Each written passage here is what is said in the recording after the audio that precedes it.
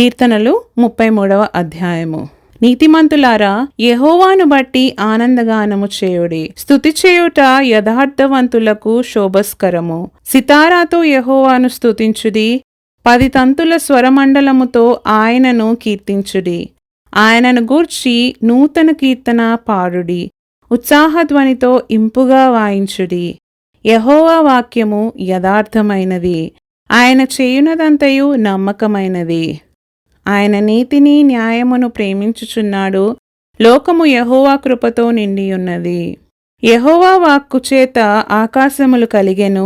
ఆయన నోటి ఊపిరి చేత వాటి స్వర సమూహము కలిగెను. సముద్ర జలములను రాశిగా కూర్చువాడు ఆయనే.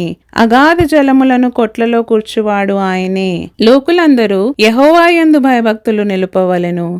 భూలోక నివాసులందరూ ఆయనకు వెరవవలెను.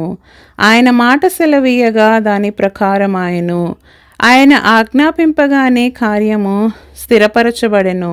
అన్యజనముల ఆలోచనలను యెహోవా వ్యర్థపరచును. జనముల యోచనలను ఆయన నిష్ఫలములుగా చేయును.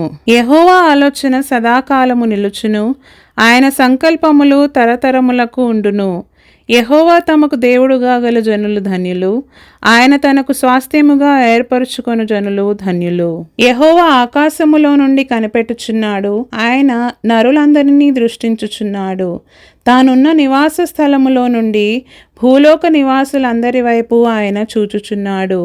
ఆయన వారందరి హృదయములను ఏకరీతిగా నిర్మించినవాడు. వారి క్రియలన్నీ విచారించువాడు, వారిని దర్శించువాడు. ఏ రాజును సేనా బలము చేత రక్షింపబడడు. ఏ వీరుడును అధిక బలము చేత తప్పించుకొనడు. రక్షించుటకు గుర్రము అక్కరకు రాదు.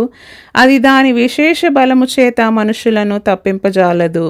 వారి ప్రాణమును మరణము నుండి తప్పించుటకును, కరవులో వారిని సజీవులనుగా కాపాడుటకును యెహోవా దృష్టి ఆయన యందు భయభక్తులు గల వారి మీదను, ఆయన కృప కొరకు కనిపెట్టు వారి మీదను నిలుచుచున్నది.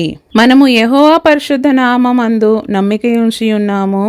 ఆయనను బట్టి మన హృదయము సంతోషించుచున్నది. మన ప్రాణము యెహోవా కొరకు కనిపెట్టుకొనుచున్నది. ఆయనే మనకు సహాయమును మనకు కేడెమునై ఉన్నాడు. యెహోవా, మేము నీ కొరకు కనిపెట్టుచున్నాము. నీ కృప మా మీద నుండునుగాక. ఆమేన్.